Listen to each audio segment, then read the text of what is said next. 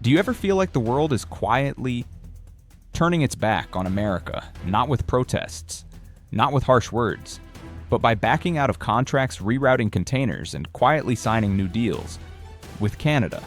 While many Americans still believe we're at the center of every global economic decision, the truth outside tells a different story.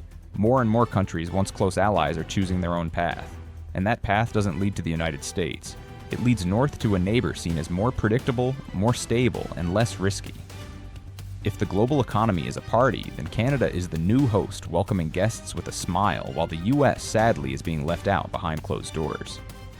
In this video, you'll discover the top 10 countries that were once among America's biggest trade partners, but are now tilting toward Canada. And the most alarming question of all, is this where it ends? Or is this just the beginning? Mexico. There's a painful paradox unfolding just south of the US border. America is quietly becoming the assistant in a relationship it once commanded. Mexico, once just a link in the value chain designed by the US, is no longer playing a supporting role. They're choosing partners, rewriting the rules, and recasting the lead. Nowhere is this shift more visible than in states like Ohio, Michigan, and Indiana, the former heart of American manufacturing. In the past, auto parts made in Mexico would flow into US factories where they'd be finalized, quality checked, and exported. But now it's reversed. Mexican firms are hiring US engineers to work in Canada, assembling the finished product right in Toronto to save costs. America's role, once central to production, is now just a supporting step. Replaced, reassigned. Several small machine shops in Detroit report a clear trend. Orders transiting from Mexico to Canada are rising while shipments from Mexico to the US have dropped by nearly half. These businesses didn't lose clients because of failure. They lost them because the supply chain chose a different route. The feeling of being replaced isn't the same as failure. It's colder, more lingering, like still sitting at your desk, but all the important meetings have moved to a different room, one where you're no longer invited. Mexico isn't abandoning America. They're simply no longer putting the US at the center of the table. They've seen the stability Canada offers, and they're investing in that future. And if a country that once depended on the US to complete the value chain can now redesign the whole map, imagine what happens when a nation of over 1 billion people expanding its global tech and service footprint realizes it too can quietly step away, without needing to explain a thing. India. There was a time when India regularly turned to the United States in search of partnerships and opportunity, but today they're quietly placing their bets elsewhere on Canada. No loud declarations, no sweeping policy shifts, just steady strategic moves, subtle enough that America didn't realize it was being left behind. The Indian government recently extended its zero tariff policy on yellow pea imports until 2026, a decision that may sound like a minor agricultural tweak, but it sends a clear signal Canada as the primary supplier is being favored. What once was an open door for American farmers is now redirected north, leaving behind agricultural states like Iowa and Nebraska with stockpiles and plummeting prices. And that's just the beginning. While US-India trade talks remain in progress, cooperation between India and Canada is happening daily, hour by hour. From education programs to culinary exchanges, from tech investment to clean energy partnerships, India isn't waiting. They're moving forward. The real question isn't just why are they choosing Canada, but why are they no longer choosing us? For a nation of over 1.4 billion people, rapidly emerging as a global manufacturing and consumption powerhouse, losing India's goodwill is like quietly stepping away from one of the largest games still being played on a world stage fractured by national interest. And perhaps the most unsettling part, this shift isn't driven by conflict. There was no sudden fallout. It feels more like being silently erased from an old friend's contact list. No warning, no drama, until one day you realize they found someone new. And us? We might still be calling, but no one on the other end wants to pick up anymore. It's hard to predict what happens when the friendly neighbor starts getting more of the attention in a game we once led. But what's even more troubling is that the next country may already be making the exact same moves. Japan. When a nation like Japan, renowned for its calm discipline and unwavering consistency, starts restructuring its entire trade network, it's no longer just a subtle signal. It's a wake-up call. And this time, the bell is ringing right beside America's ear. In less than 18 months, Japan's investment flows and trade partnerships have been steadily shifting toward Canada, not abruptly, but with quiet certainty. It's no longer Detroit or Dallas on the map, it's Ontario and British Columbia becoming the new hubs for electric vehicle parts, semiconductor manufacturing, and even billion-dollar hydrogen energy projects. A plant once proposed for Ohio is now finalizing paperwork in Alberta for one simple reason: a more stable and transparent regulatory environment. The most unsettling part, Americans didn't feel the withdrawal right away. Japan never announced a cutoff. Instead, the signs came in the form of delayed meetings, paused contracts, and indefinite under-review decisions. And by the time workers in industrial states received the notice the project will not move forward, it wasn't about productivity or quality. It was simply, we've chosen Canada. For Japan, this is a calculated move. For the US, it's a serious warning. A partner with decades of trust and cooperation, once considered irreplaceable, is now quietly asking, are you still stable enough for long-term investment? And when that answer becomes unclear, the capital won't stick around to wait. We've long believed that technology output and economic might were enough to hold on to our allies, but in a world where national policies can flip with a single election, what our partners may want more than ever is a calmer, more reliable place to do business. And Canada, once seen as the quiet friend, is now the place where Japan is staking its supply chain future. When a country as disciplined and deliberate as Japan chooses a different path, perhaps it's time we truly reflect. Because the next name on the list isn't someone catching up from behind, but someone who stood by us through every major crisis. France. People often say that losing a friend is sad, but losing the trust of a longtime friend without ever realizing exactly when the cracks began, that's a far more unsettling feeling. And Americans are slowly beginning to feel that. From France. There's been no crisis, no dramatic fallout, but step by step, France is pulling itself away from familiar orbit and turning its gaze northward toward Canada, now described as a more flexible partner, more aligned in long-term vision. In March 2025, France and Canada signed a multi-billion-dollar cooperation pact on defense and green technology, an agreement that just a few years ago would have been drafted in Washington first. A French energy conglomerate that once invested in Texas now announces it will build a battery plant in Alberta. They didn't give a reason, they just acted, and that action set off a domino effect. A packaging company in Pennsylvania, once producing plastic casings for French consumer goods, just laid off 60 workers, citing the loss of a European client shifting its supply chain to Canada. A biotech research group in Raleigh, North Carolina, co-funded by France for pharmaceutical development, just lost its funding as the grant was redirected to a university in Montreal. Jobs are disappearing. Projects are stalling. Communities are losing international engagement. No one's saying it aloud, but the consequences are becoming visible day by day. To the French, this might just be investment restructuring, but to Americans, it feels like withdrawal, quiet, cold, and non-negotiable. The most unsettling part, France is a country of symbols. When they pull away, they don't just take capital with them. They send a signal that the US is no longer the default partner in the eyes of fellow democracies. And if a nation with such deep cultural, political, and military ties like France can pivot just for the sake of long-term strategy, what about a country on the other side of the world where numbers and outcomes guide every decision? What happens when they sense the tide shifting north? United Kingdom. To Americans, the United Kingdom was once the symbol of an unbreakable alliance, two nations bound by language values and shared battles. But today, in a post-Brexit world marked by geopolitical instability, that relationship is shifting, not with noise or refusal, but through sharp, deliberate pivots. The UK government has re-signed the Continuity Trade Agreement with Canada, a near mirror of the one it once upheld with the EU. But what's more telling is this: while many American businesses are now reassessing costs due to new tariffs, British companies are finding relief in the Canadian market, fewer barriers, near zero import duties, and more predictable investment policies. A major British grocery chain once operated a distribution hub in Georgia. Now it has moved its logistics center to Halifax. A pharmaceutical firm based in Liverpool just announced the closure of its Pennsylvania branch, reinvesting entirely in Alberta. These moves weren't driven by losses. They were driven by fear that continued reliance on the US market might mean a single overnight policy shift could wipe out years of planning. And there's another reason post-Brexit the UK needs partners that prove it can stand on its own. Canada is the perfect match not because of dominance, but because of stability. A relationship that's balanced, non-controlling, and quietly effective. The two nations have already started talks on cooperation in defense cybersecurity and medical supply chains, topics that once belonged exclusively to the UK-US partnership.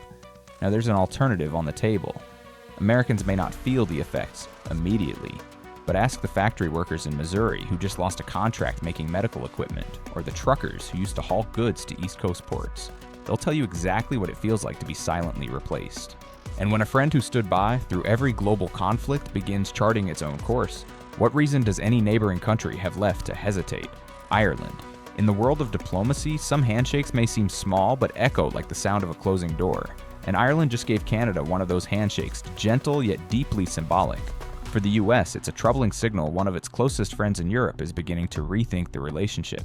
Recently, the Irish government announced plans to expand trade and investment ties with Canada while fast-tracking negotiations on partnerships in education technology and clean energy.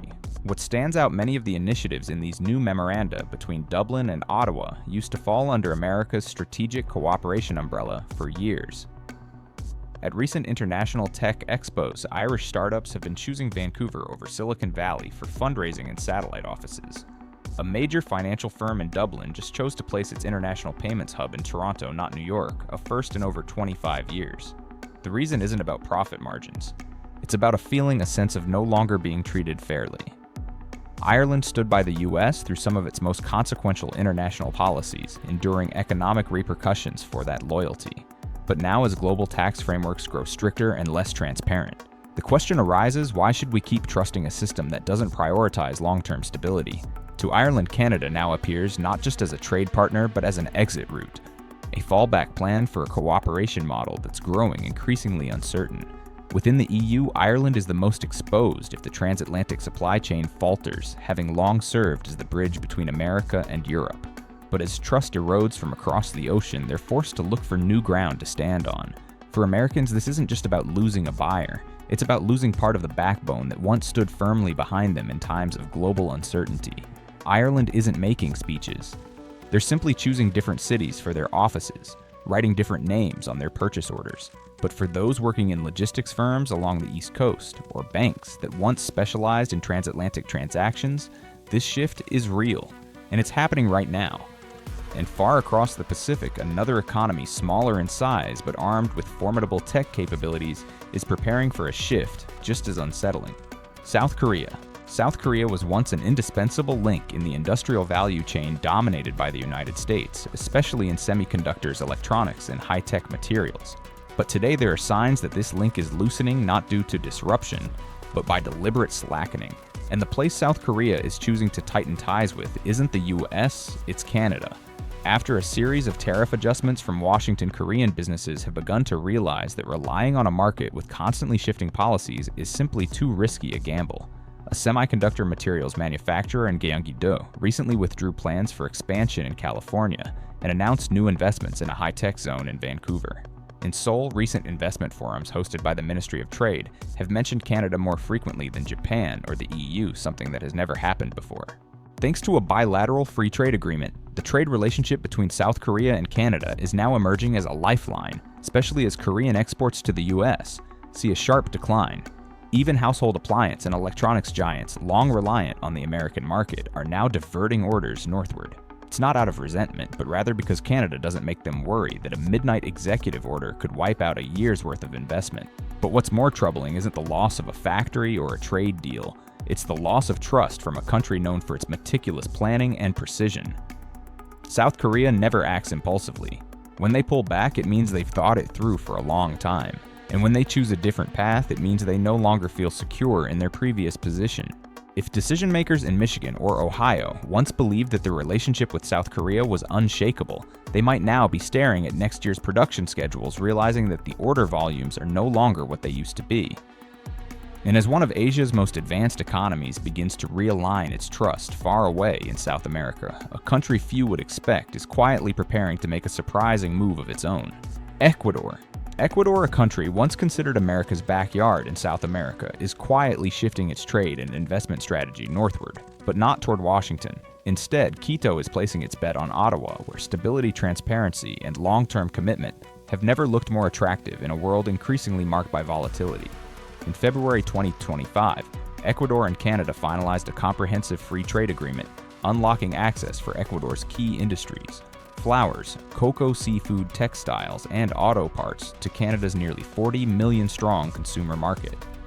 In return, Canada will supply wheat, lentils, and other essential agricultural products to Ecuador, creating a mutually complementary trade relationship. But this partnership goes beyond trade. Canada has now become the largest foreign investor in Ecuador, with direct investments totaling $4.4 billion as of 2023, largely focused on mining and infrastructure.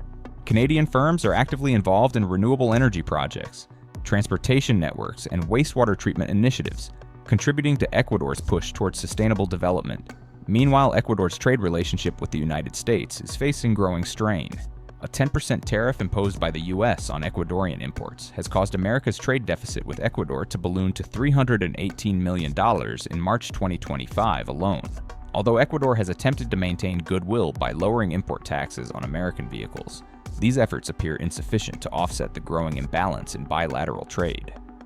Ecuador's pivot toward Canada reflects a broader regional trend. Countries are increasingly searching for trade partners who offer predictability and reliability. As U.S. trade policy becomes more erratic, nations like Ecuador are choosing new pathways, ones they believe will ensure more sustainable economic growth in the years to come.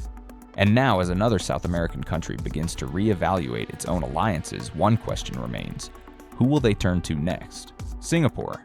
For Singapore, every decision is calculated like a chess game. No move is random, no change accidental.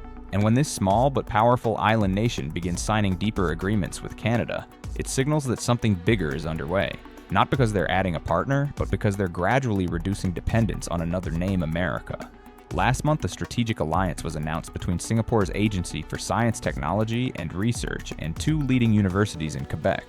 The goal: jointly develop AI platforms applied to healthcare security. Notably, this program was once planned as a collaboration with a research lab in California, but it was quietly canceled without explanation. But that's not all.